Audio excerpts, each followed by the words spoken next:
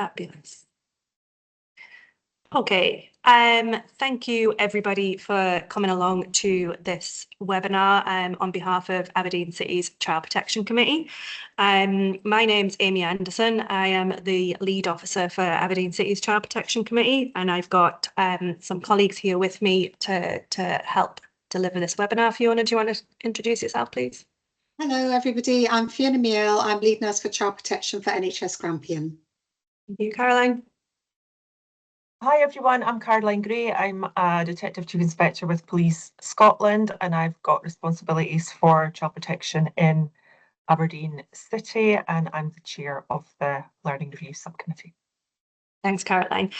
So what we wanted to do today was just host a webinar around a bit of an introduction to child protection learning reviews, and what we aim to cover in this session is just the principles of a learning review, the criteria for undertaking a learning review and sort of those initial stages, a little bit about the learning review subcommittee, and also how we disseminate and feedback information and learning from those learning review notifications and learning reviews. We'll also towards the end just give you some links to more information about learning reviews in Aberdeen City, and we'll have an opportunity for questions at the end as well.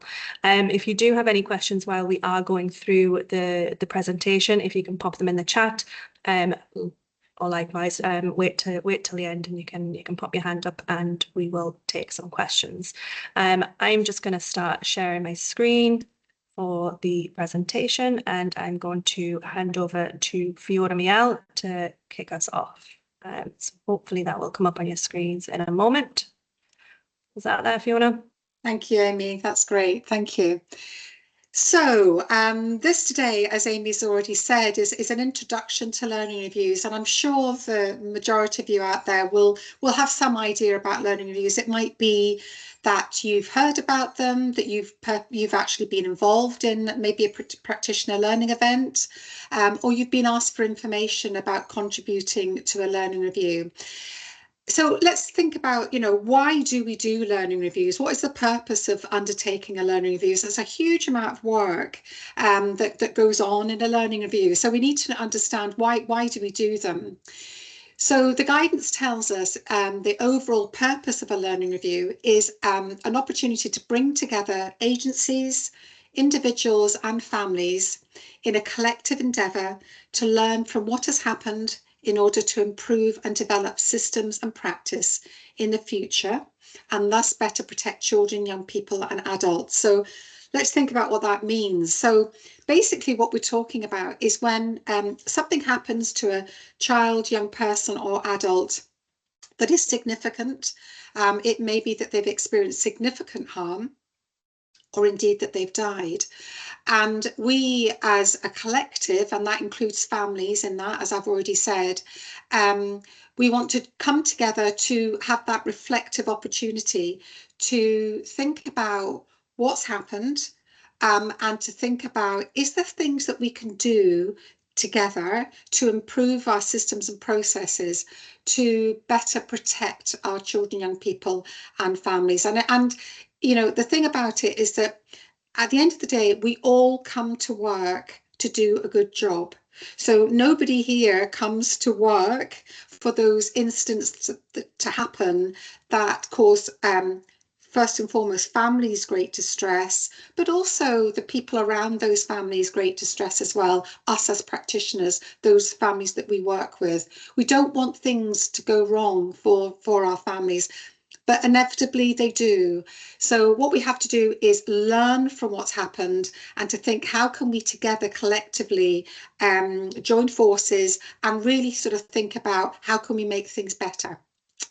Okay. So this allows us to think about, what are the underpinning principles of undertaking a learning review? And the important thing, and the most important thing, is that learning reviews promote a culture that supports learning. So I've already said it's about when things don't go as we had hoped them to go. Sometimes very distressing events happen to the families that we work with.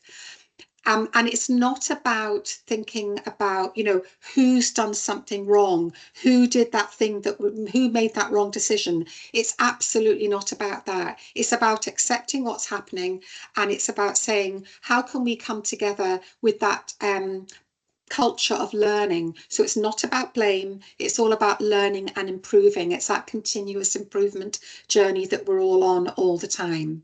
So that's the overwhelming thing that I want to get through around learning reviews. It really is about the learning, and it's not about the blame. So I've already said the emphasis is on learning, and it's also on organisational accountability and not culpability. So when we talk about organisational accountability, it's about making sure that we as organisations take account of what's happened and actually think we have a responsibility to make this better, to make it better for the families that we work with, and also for the practitioners that are working around children and families and adults at the time. They recognise that a positive shared learning culture is an essential requirement for achieving effective multi-agency practice. If we don't see that we have to learn together to improve what we're doing, we can't work together in a positive multi-agency way. So we're all in it together. It doesn't matter which agency we're working in.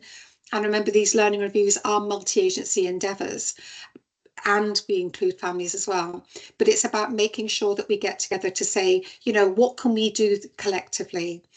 The learning reviews are objective and transparent, so there's nothing hidden. It's about that opportunity to reflect in that open way so that we can get to the learning. They have to involve all the staff that are engaged with that family at the time, that they were involved with that family. And we have to make sure that they're involved in the learning review and that they're supported through the period of the review. It's not for people who haven't walked the walk, if you like, you haven't had that experience with that family, to make judgment on what happened. The only people that can have that true reflection and give us insight, if you like, into what happened are those that actually were involved with that family at the time. So really, really important that we engage the staff so that we can get to that ultimate learning and improvement. And I really want to stress this, you know, learning reviews do recognise the complexities and the difficulties in the work that we do to protect individuals of all ages, and it's about supporting families. And that's really, really important. You know, the work that we do is by its very nature complex. The families that we become involved with are often families that they themselves are complex. So it's not a surprise, is it, that sometimes things don't go in that linear improvement way, and things happen that we would wish had happened that didn't happen. The outcome isn't what we expected, but that's because working with people, working with families is often very, very complex.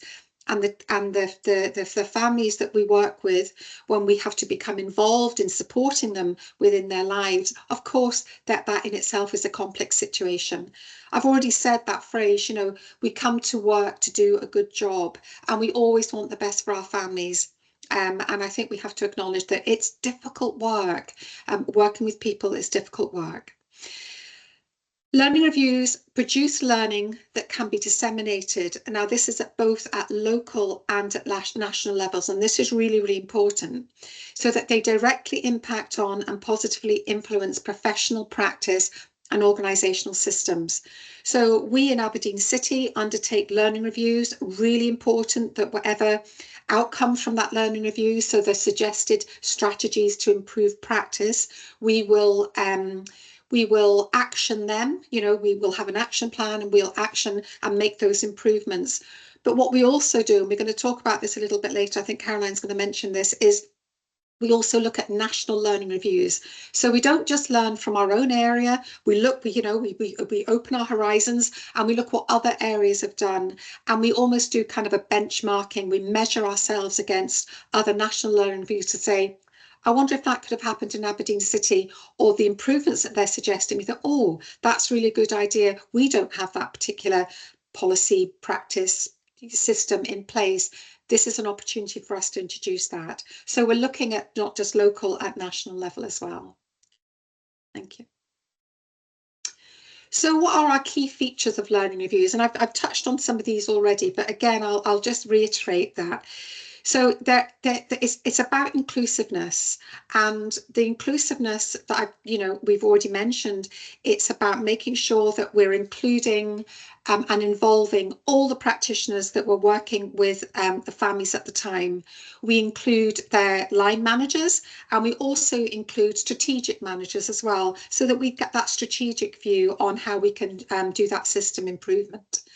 And the other inclusiveness is we include families. Families are, they're that golden nugget. They're the ones that have experience. They have the lived experience of the event that happened, or the period of time that happened for their family. And it's so important that we listen to what families can tell us, because it could be the tiniest little thing that makes a huge difference in the way that we work with families, that really can improve outcomes for children, young people, adults and their families. The other key feature is that we need to support our staff. I've already said this isn't about culpability. This isn't about an investigation about what went wrong. This is about making sure that we support our staff to be able to see the value of that reflective space and that learning. So we really do have to make sure, and this is the start of it. We've actually done quite a lot of work on learning reviews, but this Introduction to Learning Reviews webinar is about making sure that, we're giving you the information that you need to understand what is a learning review, because with the best will in the world, when a learning review is undertaken, I can speak personally too, that if it's about a family that you've been involved with, your immediate thought as a human being is, oh my goodness, what are they going to ask me? Are they going to blame me? What did I do or what did I not do?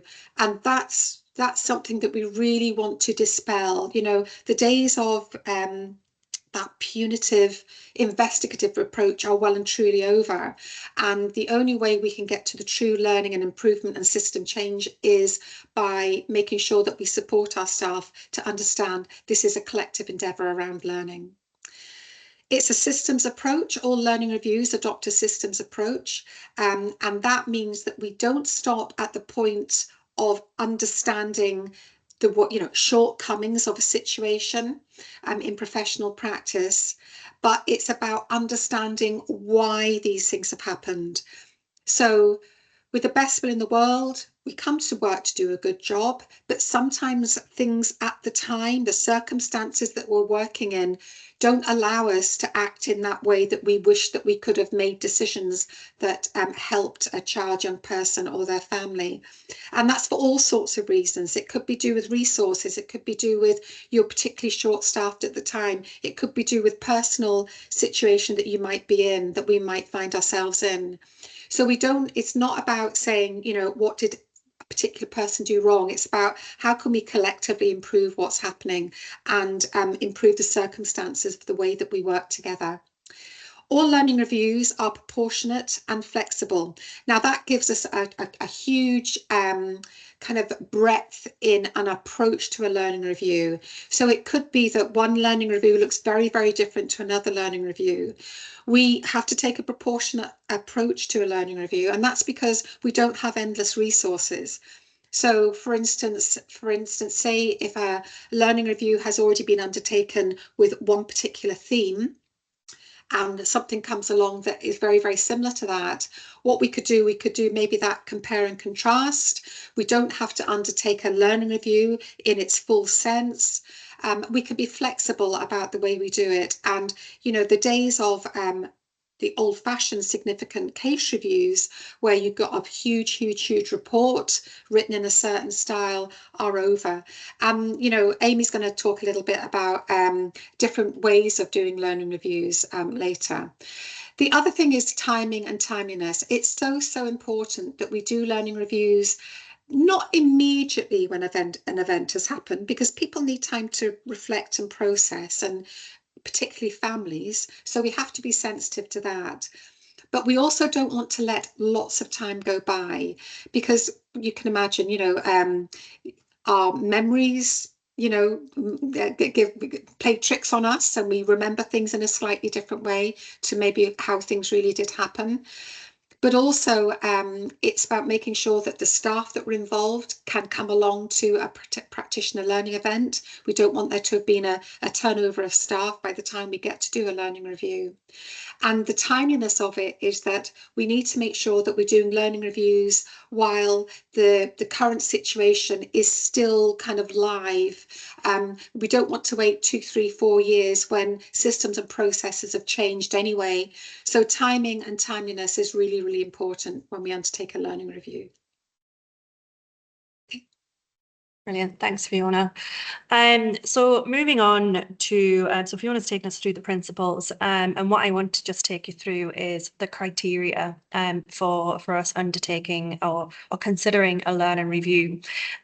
So Aberdeen City, is with most local authority areas, adopt the National Guidance for Child Protection Committees undertaking learning reviews. And we sort of follow that to the letter, really. So in terms of the criteria, so when a child, and what I'm going to do is I'm going to read this out because it is so important, and it is what we do follow in our learning review subcommittee. So when a child has sustained harm or risk of significant harm, and there is additional learning to be gained from a review being held that may inform improvements in the protection of children and young people, and one or more of the following apply. So if there is abuse or neglect, is known or suspected to be a factor in the child's sustaining or risk of significant harm, where the child is on or has been on the Child Protection Register, or a sibling is or was on the Child Protection Register, or was a care experienced child, i.e. looked after or receiving aftercare or continuing care from the local authority. This is regardless of whether or not abuse or neglect is known or suspected to be a factor in the child's sustaining of significant harm, unless it is absolutely clear to the Child Protection Committee that the child, having been on the Child Protection Register or being care experienced, has no bearing on the case. Where the child's sustaining of or risk of significant harm is caused by attempted suicide, alleged attempted murder, reckless conduct, or act of violence. Where the child is being managed under care and risk management processes and causes harm to another person or themselves. Go back one. So those are the points for where a child has sustained harm or risk of significant harm. These 4 bullet points that are on the page in front of you are probably more factual in the sense of that is definitively known as, for example, if the child has been on the Child Protection Register. I guess the challenging part of this bit of criteria is where there is additional learning, and this is what really we have to focus on is, have we picked this learning up before? Are we aware of this learning that might come to light? We do collect lots of information before we decide to proceed to a learning review, but that additional learning is really important, and we'll come on to that in a little while. In terms of the second, another part of the criteria is when a child has died, and this is very similar in terms of the criteria. It's got pretty much the same points there as well. So I'm not gonna read that out to you again. But it's when a child has died or when a child has experienced significant harm or is at risk of significant harm. So that's the criteria. I'm going to hand you over to Caroline just now, who will take us through the role of our learning review subcommittee and its representatives. Caroline. Thank you, Amy. So yeah, the Learning Review Subcommittee is a subgroup of the CPC, the Child Protection Committee, and the Child Protection Committee is the key local body who is responsible for improving child protection strategy across and between agencies and within the community. So our subcommittee reports to them on a quarterly basis, and they in turn report to the chief officers group. So we're within a bigger structure, all of whom have got responsibilities for child protection in the region. So the group itself is devised from reps of each agency, and the current members can be seen on this slide. And really, these are your points of contact should you have any queries, because the learning review landscape, I suppose you could say, is complex. And if you take nothing else away, it's just that these are the people to reach out to should you have further questions. You'll know sort of where to start. So for the police, it's myself. For NHS Grampian, it's Jill Gibbon. For children's social work, it's Alan McAlpine. Education is Lisa Williams, and SCRA is Emma Scrimger. So those are the people to link into should you need to. So we as a group are mandated by the CPC to review and conduct learning reviews on their behalf, following the national guidance, as Amy said. And it's also been mentioned as well that we review the outcomes from learning reviews across Scotland to compare our own processes and make sure that our practice withstands scrutiny, or if we recognise that there's gaps in what we do, that we can work to make the appropriate improvements based on the learning from other agencies. So local work, and then that eye across what's happening in the rest of the country as well. And our core business is learning reviews. We do some additional work. There's work ongoing at the moment in relation to child death. So sometimes we do draw in other pieces of work, but like I say, our core function is around processing learning reviews and sharing that learning.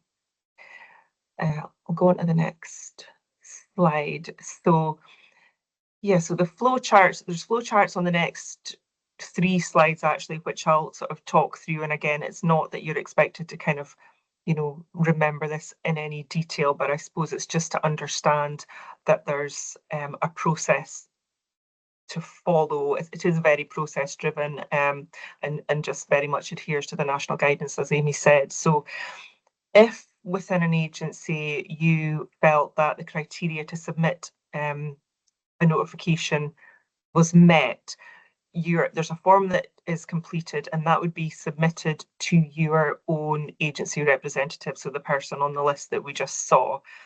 And then that person would quality assure it and would submit to Amy, the child protection lead for the city. And then Amy and the chair, so myself currently, would discuss that notification and then determine whether the threshold was met to take that process to the next step. Because at that point, it may be that we understand that there's maybe a parallel process ongoing. So for example, within the NHS, there might be an adverse event review or some such thing that means that we don't, wherever possible, we don't duplicate processes. Obviously, there's an impact to the family, there's an impact on resource, etc. So it might be that we can see there's a parallel process, or that another review process may be more appropriate. And for that reason, we don't progress this notification to the next stage. But if that decision was made, that would be explained to the relevant agency rep, and they would give feedback to the person and the team who had submitted that notification, because it's obviously important that people, understand what they thought, had the potential to be a learning review, maybe didn't reach that threshold, and to understand why it's important. But if it was approved to go ahead, we would take, or the CP lead would take that notification form, which just details the kind of the initial circumstances and what the outlining the initial concerns. That form would come to the subcommittee, and then the team members within that group would take that information away. There's then a second form. There is a lot of forms in this process, it has to be said. There's a second form, and really within that second form, each individual agencies look at what are the circumstances of this case, and then they document the part that their own agency have played in the particular case. And it's not an exact science, the agency information, but I suppose the important thing is that it's relevant information that's included in the form, because there is a temptation, I think, to do a download of all the information that your systems might hold. But it's a matter of some analysis and working out what are the key pieces of information that need to be fed back to the subcommittee. So these forms are completed individually by each agency and fed back to the CP lead.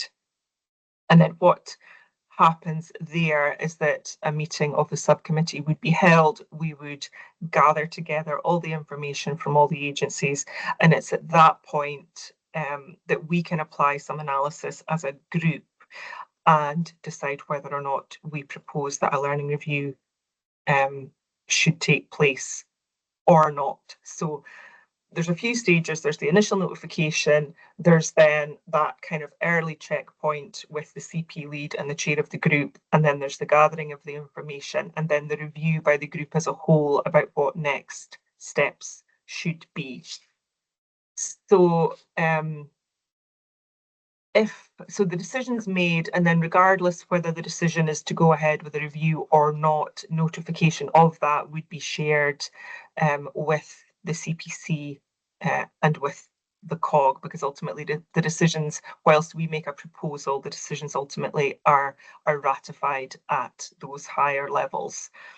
If as a group we decide, so for not going ahead with a learning review, it might be, and it's been touched on, that there's no new learning identified, and we do have to be careful with our resource and making sure that we're putting it to the right place. Or it may be that there's been similar learning drawn from a different review, and we can see what the learning is in some cases. So really the energy is better spent in ensuring that the improvements are made as opposed to carrying out further review.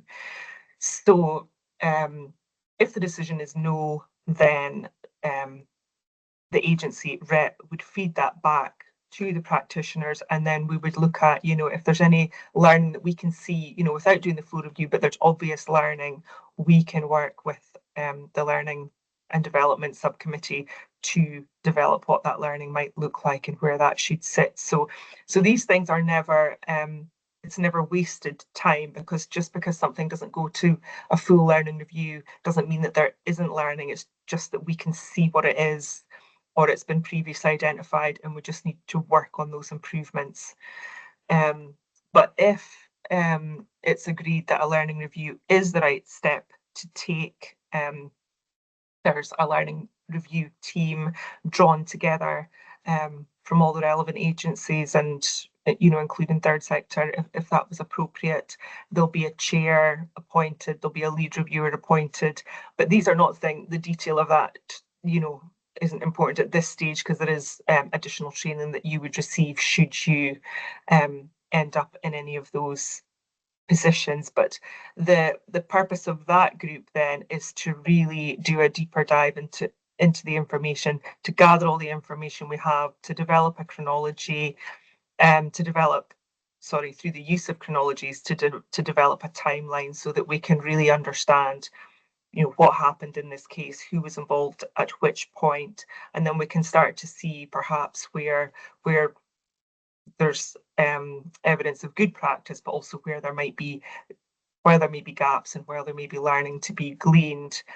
And I think, as Fiona said, some of the best way really to understand what's happened in a case is to draw practitioners together, the people that were there at the time, and to understand what the challenges and the barriers might have been for them. And it's only really through that kind of rich discussion and reflection that we can really start to understand what's happened in any particular case, and how do we make improvements, what does that need to look like.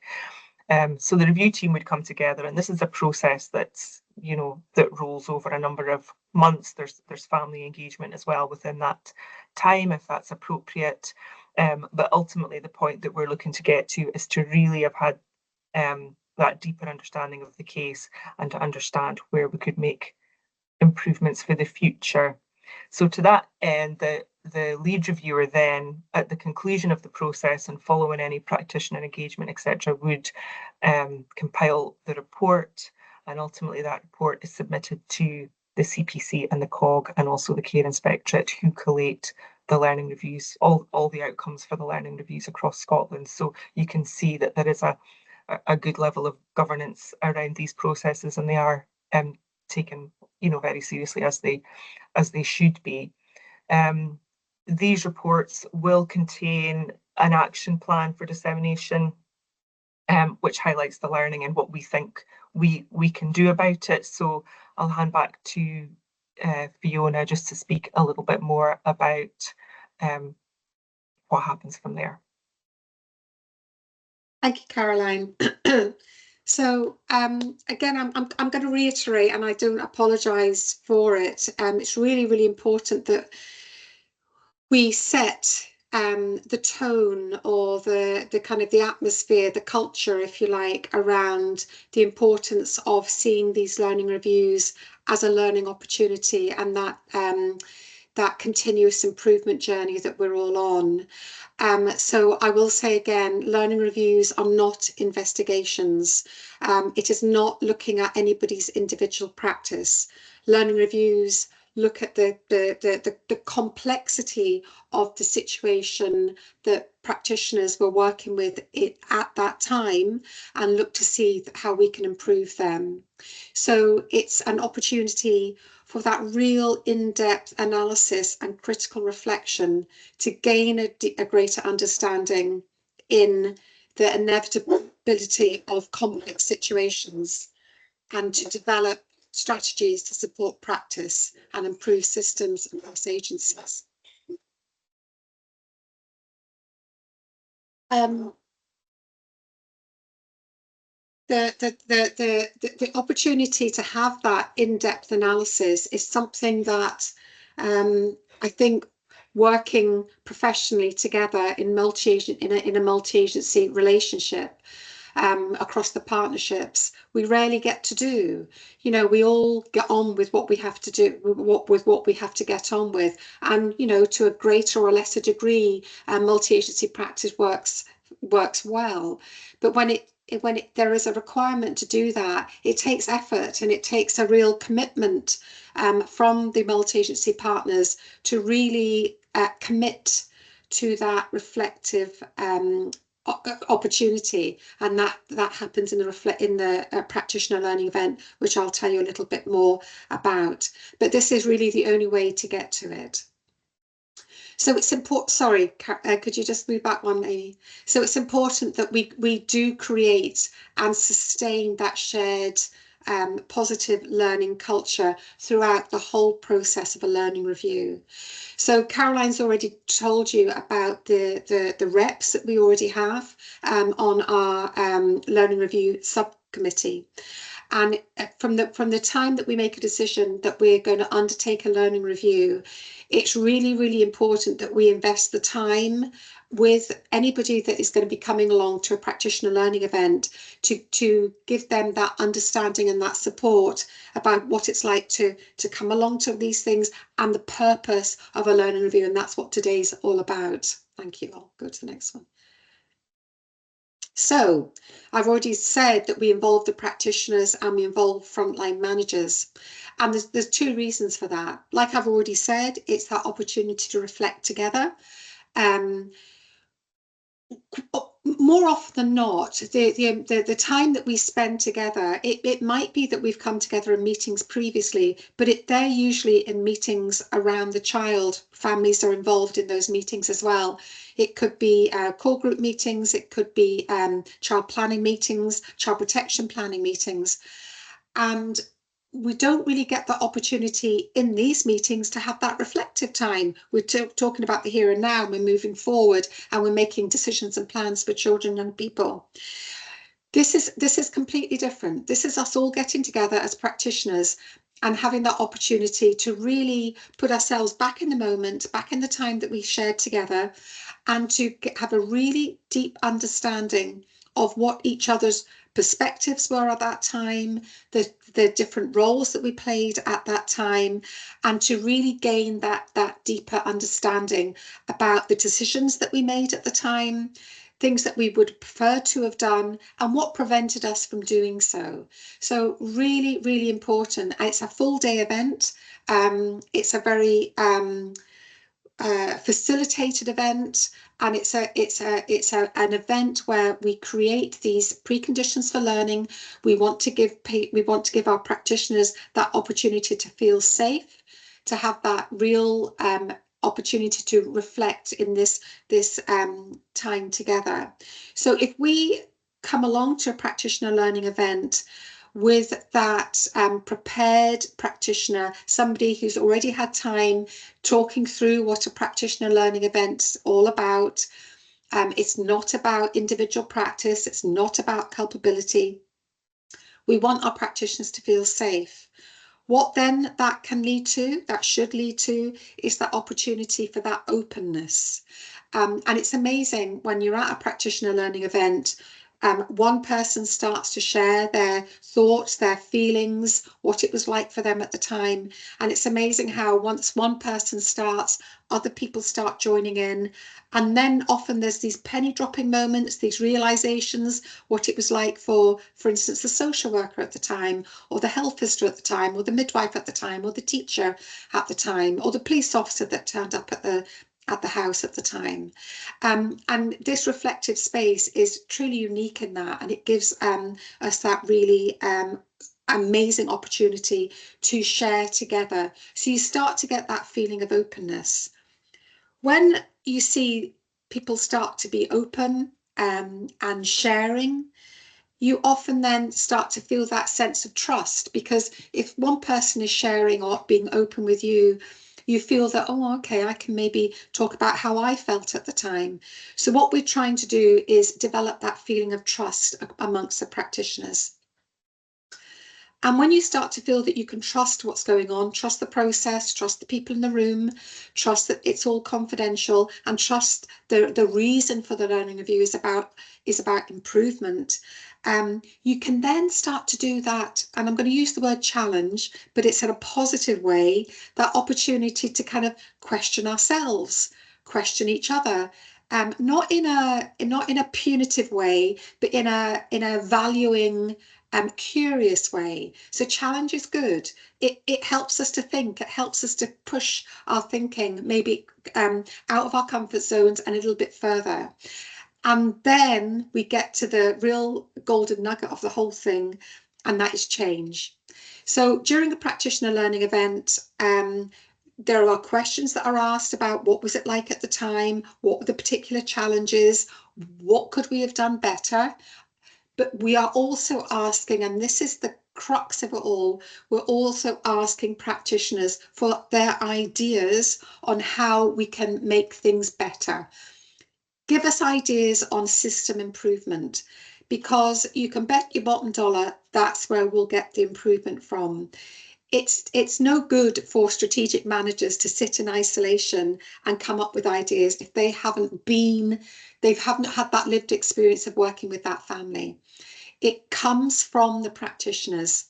What then happens is that we have a strategic managers event, and we take these ideas, we take the emerging themes that came from the practitioners, and we say to strategic managers, how can we make this now happen? How can we do our system improvement?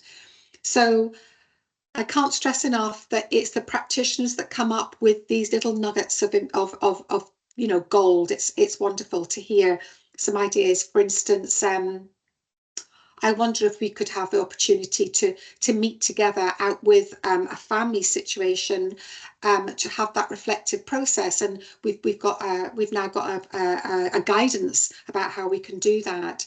There's all sorts of ideas that emerge from practitioners.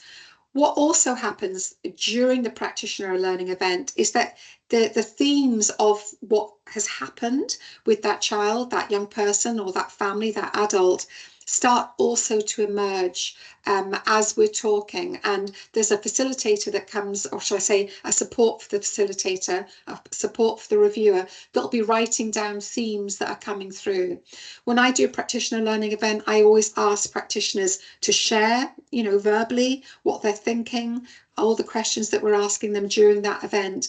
But we also say, write things down, because sometimes things can come to you in that moment when somebody else is talking. And you think, I wonder if we did X, Y, and Z, that would improve what we do.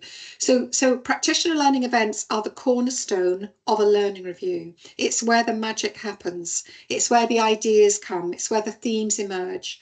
So it's really, really fundamental to how we do a learning review.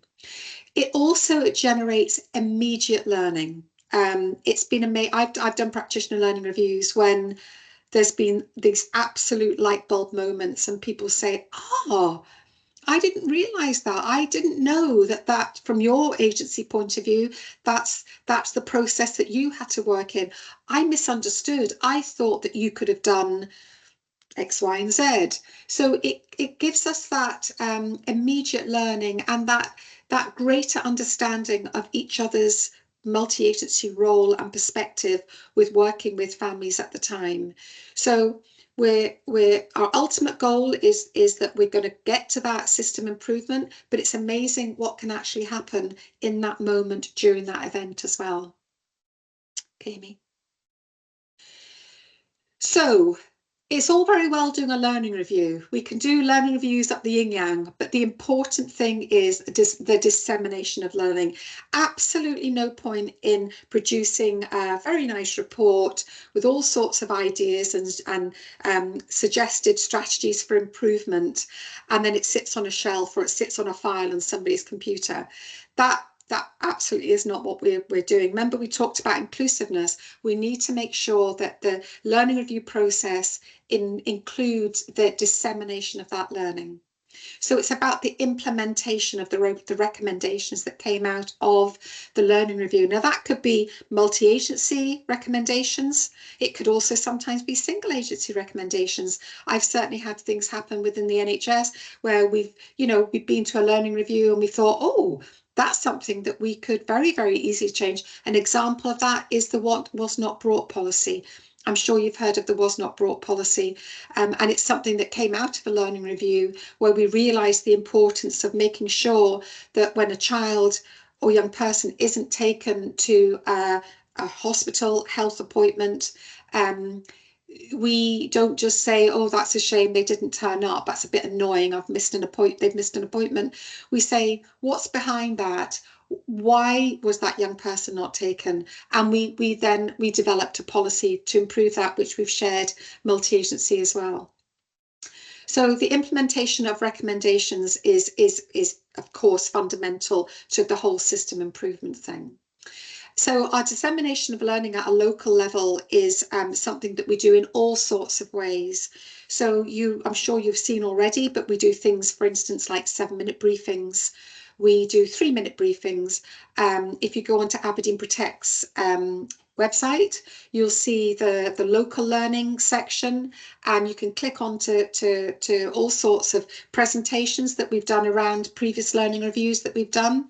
That we talk through what we did and we talk through where we got to, and it's all about the learning that came from that. We do things like we can make a suggestion that we maybe want to do something further, like a file reading audit. We develop things like multi-agency guidance policy and guidelines and practice briefings. All of these things are great ways of disseminating our learning through teams. Like I already said, on Aberdeen Protects, there's these sort of short podcasts that you can go into. We've held conferences, which is about dissemination of learning. So, for instance, we looked for a while at sudden unexpected death of infants and the correlation between that and parental substance use. And I'm sure you'll have heard that, we held a big North East conference as a result of that and invited some national speakers to that. So dissemination of learning is what it's all about, and it's about system improvement. And again, there's also the importance of dissemination of learning at a national level. So the care inspector, as Caroline's already explained, gets every single learning review that is that's developed in Scotland, and they then look at that to get the overarching themes nationally, so that we can have a better understanding of what's happening out there. And once we know where we're at, how can we improve the way that we work with families where there are for instance, neglect issues, there's self-neglect in adults, there's neglect in children and young people. It could be about child mental health. So the dissemination of learning at national level is really, really important as well. Okay, Amy. Thank you, Fiona. I was going to also try and cover some of those points, but you've done it. Yeah. You've done it so brilliantly. In the sense of that, some of the activities that you've described there were actually weren't a result of a full learning review. It was a result of us considering the information that came from an initial notification for a learning review, and also the preliminary information that we collected as well. That we were able to identify those areas of improvement, and deliver an alternative way of implementing and delivering those learning and development opportunities in place of a full scale learning review. So really important to capture that. On the slide there is just the link to the review processes in Aberdeen City. That's a link to Aberdeen Protects.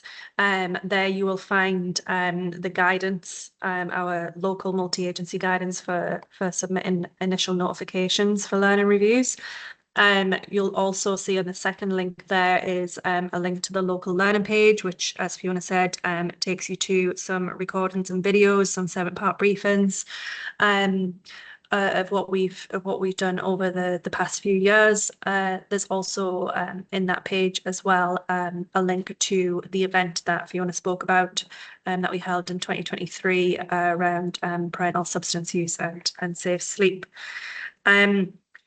Just before I open it up for any questions, there was a question that did come in when people were registering about the volume of notifications that we get. So I just wanted to share some national and local statistics that have just recently been published for the year 24 to 25. There were 34 learning notifications from 15 child protection committees in Scotland, and that was for 42 children and young people. 23 of those proceeded to a learning review, so that's your national figures. 23 notifications proceeded to a learning review in 1 year. For us locally, the last learning review that we did do in Aberdeen City was in 2021, and this again is on that local learning link, and that was actually around good practice. We've spoken about the criteria and what we want to learn, but we also want to learn from good practice. How can we take what's happened and what's gone really, really well, a real success story, and look at the learning from that, and how can we take that learning and embed it elsewhere in our practice and processes. So that was the last learning review. However, in the last 4 years, we have considered a number of initial notifications, which have not proceeded to a learning review, but as we've already described, we have identified learning. We've just not done a full scale learning review. So I hope that answers that question. And what else? What the other thing that I would say is that when we do identify those pieces of learning, they do inform our strategic planning. For example, some of the notifications that we have looked at, there was elements of that we needed more improvement activity around parental substance use, more improvement activity around domestic abuse, and just those two factors have informed our child protection improvement programme for the next 2 years, and we hope that will be embedded across the partnership. We've already been able to see through some of the notifications that we have had is evidence of this learning already being embedded. For example, the safe sleep messaging and things like that. We're seeing that in the files, in the records and things like that, which is proof that learning is being picked up and it is reaching where it needs to reach. So I'm going to stop talking for a moment and just want to first thank Fiona and Caroline for their input today. And then, of course, thank you everybody for coming along and joining us. And what I'd just want to do now is open it up to any questions. If I can just make sure that you can get your mics off. Oh, I don't want to be all. There we go. Right. So you should be able to pop your hand up and ask a question. Oops.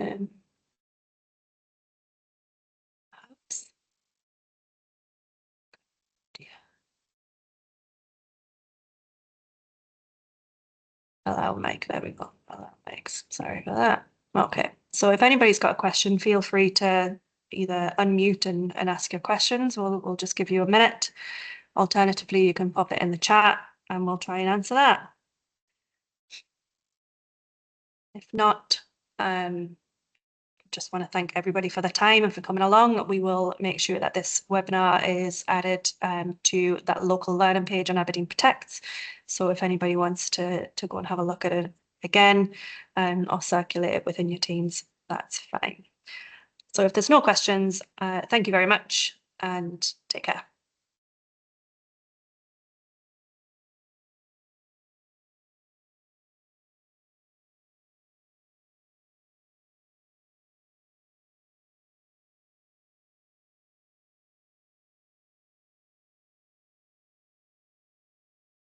Hi.